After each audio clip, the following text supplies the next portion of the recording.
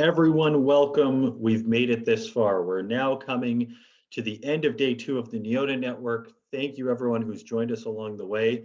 And we haven't sunsetted everything. We've still left some great stuff to the end. So this talk today, another one from some Neota insiders, is on our justice track. And this one from two very important people within the company. We have Jochem, who's our Director of Markets and Growth of the Americas, and then as well, Kevin Mulcahy, who's our VP of Education and Community Programs. So Jonathan and Kevin have been working on some really cool stuff in the access to justice and as well victims compensation space.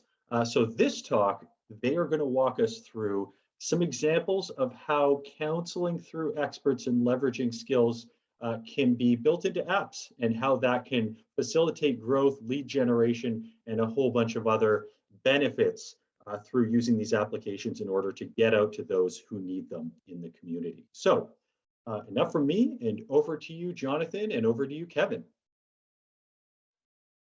Thanks, Max, and hi, everyone. I'm Jonathan Jochem of Neota, and along with my colleague, Kevin Mulcahy, I'm happy to welcome you to this session, Tech-Driven but Not Artificial, Automated Counseling for Victims of Abuse. In this session, we'll look at examples of how counseling experts leverage their skills through technology to provide tailored guidance to victims of sexual abuse and other crimes. These solutions are immediately accessible to victims and provide appropriate advice to people who often feel they have nowhere else to turn. That's a quick overview. Now I'd like to turn the floor over to Kevin. Thanks, Jonathan, and thanks to all of you for joining us today to look at ways that we can use no-code development to extend the reach of counseling professionals. The primary app we'll look at today is this one, the Anonymous Clergy Abuse Survivor Advisor. This app has been put together with the help of UCI law students by counseling experts who specialize in counseling on this particular type of sexual abuse. It provides affirmation and empathy and insights that are tailored, and it does this without asking for the person's name unless at the very end of the session the user elects to provide their name so they can be reached by a traditional counselor. The app is designed to address these questions that abuse survivors often have. The app uses video statements extensively. Here you can see one of the content experts, a survivor of abuse herself, welcoming the user. Let's listen to some of her opening remarks. Maybe you just weren't ready to come forward for some reason. Maybe you didn't think you'd be believed. Or maybe you really weren't sure if what happened to you is considered child sexual abuse. Or maybe you just didn't want anyone to know. There are a lot of reasons that survivors don't come forward. The speaker's biography is here on the screen so people can get to know her and see that she is a highly regarded expert in the field of childhood abuse recovery. We want to start the app by building credibility and rapport with the user and get the user to relax, knowing that they can run this entire session without ever giving their name. I am so sorry about your abuse experience. Even though it happened a long time ago, the lifetime impact can be huge. But please know, you are not alone. The videos are on each page because we don't want the user to feel abandoned by the expert, and the key messages that she conveys are listed here. You're not alone, things can get much better, and the next few minutes can give you the insights and direction you need. We also emphasize quite a bit that this session is anonymous and automated. And the thinking there is that when the user feels that the system is automated, they'll actually be more willing to move through it. They won't be hesitant about feeling embarrassed, blamed, or incurring costs. On a scale of 1 to 10, how would you rate your current level of stress regarding your childhood sexual abuse? This information will help the tool tailor a recommendation report just for you. So here early in the dialogue, the system is asking the user how he or she feels. And this widget is intended to get the user to start to interact with the app. What else are you feeling right now? We're asking this question so that we can get a sense of the impact that the abuse may have had on you. We continue to focus on how the user is feeling, and we're always providing information about why we're asking these questions. If they were to choose depressed and suicidal, of course the system has to react appropriately. It is so common for survivors of childhood sexual abuse to feel the way you do right now. But please know you are not alone, and your future can be so much brighter. Do not hurt yourself, and call the suicide hotline below. So the idea here is to create a large number of videos so that we are prepared to respond to whatever the situation is with the user. How old were you when you were abused? Please click the appropriate box below, and if you need to, you can click more than one. Let's say the abuse occurred at these young years. Please click the boxes below to see the definitions of childhood sexual abuse. And I need to warn you, the definitions are explicit. Then, based on those definitions, answer the questions below. And remember, we will not know your name unless you ask to be contacted at the end of the session. This question is the heart of the application. We're asking the user to identify whether abuse took place, and we should warn you, these are explicit. There's the physical abuse and non-physical abuse. What the content experts have told us is that for many abused people, they're not even aware that these things qualify as sexual abuse. And that's one of the main points of this application, is to make them aware of what constitutes abuse and to make them realize that no matter what happened, it's not their fault.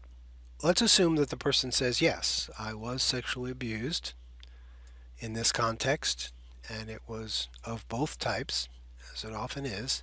On this screen, we're going to ask you a little more information.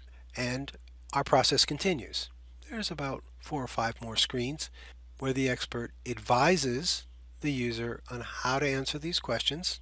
Each question is intelligently presented. So for example, if the user says there's more than one abuser, then this list changes to plural. If it's only one, it's singular. Let's say it's more than one.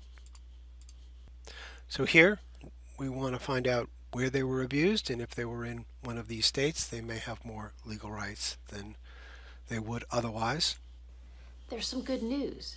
You've told us that your abuse took place in one of the states that's changed the laws for survivors of childhood sexual abuse. We're able to give guidance and advice and affirmation in the middle of the app. We don't have to wait for the final report. On this screen, we're going to ask for a little more information about the person who sent it. If they were to say yes to these questions, these would really indicate red flags, and those would be noted in the final report for the user. Have you maintained contact with the abuser? A lot of abuse survivors tend to think that this might disqualify them from pursuing justice, or it might make the abuse their fault, but the counselor makes sure the user realizes that is not the case. Thank you. We've completed your anonymous interview. Based on your inputs, we've used our legal experience and knowledge and created a tailored recommendation report for you. Click here to read it. This interview has ended, and we're now going to give them a write-up without knowing their name, and of course at no charge. Your recommendation report is shown below.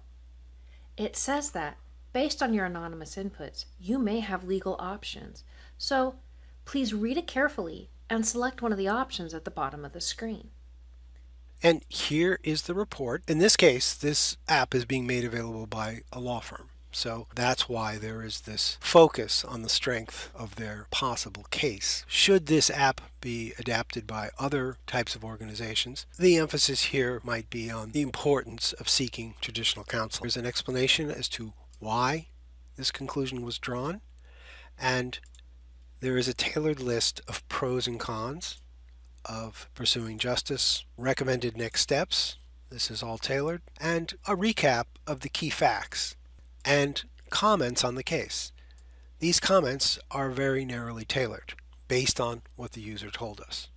At the end, the user is given an option to take action, discuss my options, or just think about my options. And the app responds very positively no matter what the user decides to choose. Many will choose discuss my options. Let's choose that. Congratulations on deciding to talk to an attorney. This is such an The person is affirmed and the minimal contact information is requested. Now, again, this app has been brought to the public by a law firm, but the same format and tone could be used by other organizations. And in fact, this application is forming the base of another version of it for victims of sexual abuse in the music industry, which we know suffers from cases of abuse due to the imbalance in relationships among employers, employees, artists, and fans, and so on. We'll talk more about that in a moment. Let's see how this app finishes.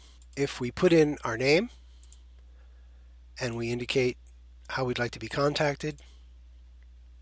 You've made a great decision to seek help for your childhood sexual abuse. A qualified legal professional will contact you very soon. Now the person is affirmed and they've taken a big step. A copy of the report has been sent to the professional counselor who's able to read it and can contact this person immediately. That is the Anonymous Clergy Abuse Survivor Advisor.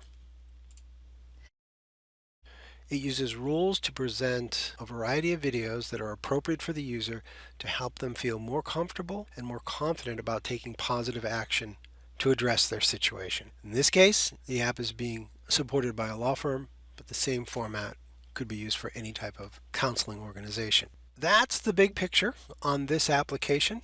So what I'd like to do now is share with you some comments from our content experts, including Joelle Castex, who we met through the videos. We recently sat down with her, asked her questions about why she wanted to work in this medium to reach this audience, and we can hear some of her answers now. We thought about this in advance and we produced a number of videos that can be a good response to whatever the survivor asks or needs. So it provides some of that nuance. And what it does too is the answers that we provide and the videos that we provide are based on the knowledge of experts. So we can be sure, and these experts can be legal experts or counseling experts and a survivor expert. So we can be sure that we're not giving an answer that could re-traumatize a survivor, which many survivors do have to deal with when they come forward. So we do have the nuance, and it's backed by years of experience, and it allows us to create an experience for each user that is very individualized. Plus, as we learn more and more about users' responses, we can create more videos to create even more nuance to address any single need that a survivor has. In addition to Joelle, we have another content expert, Patrick Wall, who worked on the Survivor Advisor app. He's a renowned author and lecturer on the history of child abuse and cover-up in institutional organizations. He's been counseling sexual abuse victims for many years. I was a Roman Catholic priest and a Benedictine monk for 15 years. And then I was basically faced with the trauma of childhood sexual abuse across the vast amounts of people I was working with. And that's when I decided I had to dedicate my life to that. And since it's been 30 years now, and since then I've interviewed over 5,000 survivors and have learned a tremendous amount of how the way to approach people is everything. The openness, the open heart, the words that you speak, and meeting people where they're at when they're ready is the most important thing.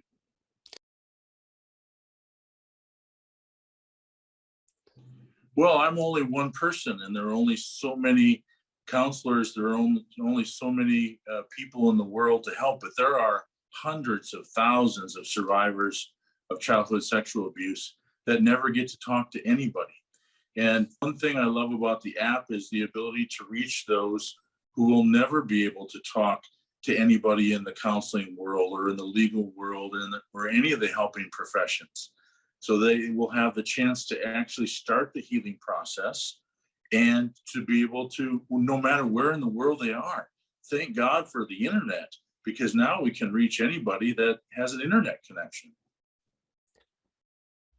And before we wrap up, we'd like to hear from yet another abuse counseling expert.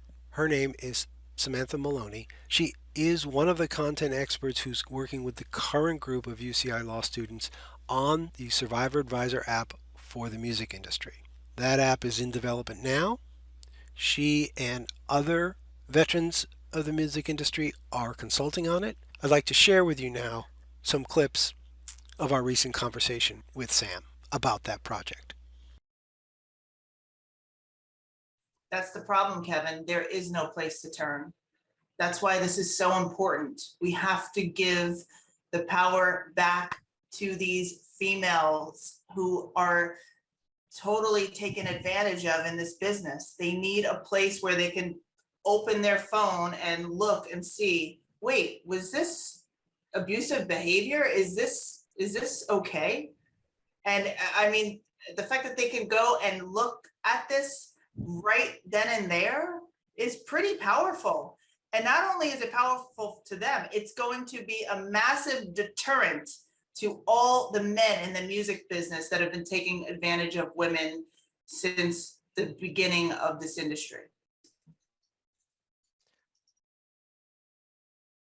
So many great insights from Joelle, Patrick, Sam, and we at Neota are so pleased to be working on these applications. We believe, as do our content experts, that technology can be a breakthrough solution that reaches so many people that have not been reached in the past. Thank you so much for joining us today. If you have any other questions or requests, please don't hesitate to reach out to Jonathan or me, and we'd be happy to accommodate you. Thanks for joining us today. Thank you so much, Jonathan and Kevin. Fantastic stuff in there. You know, I think there's a lot of good that can be done through democratizing the access to legal information, through legal advice, through technology. And I think this is one of those cases. And just shows, you know, part of Neota's commitment to the pro bono space, and as well to help better access to justice generally. So thank you, Jonathan. Thank you, Kevin, again. And thank you to everyone who's joined us, not just in this session, but the whole Neota network. You know, we're coming up on our last session, so I'd welcome you all to join us in the fireside chat. But if you're not able to, really thank you for joining us along the whole journey. So look forward to seeing you in the next session, but as well, feel free to replay any of these sessions that you've heard in the past 2 days at any time, because there's a lot of great content in here. So hope to see you soon, and thank you again for joining us.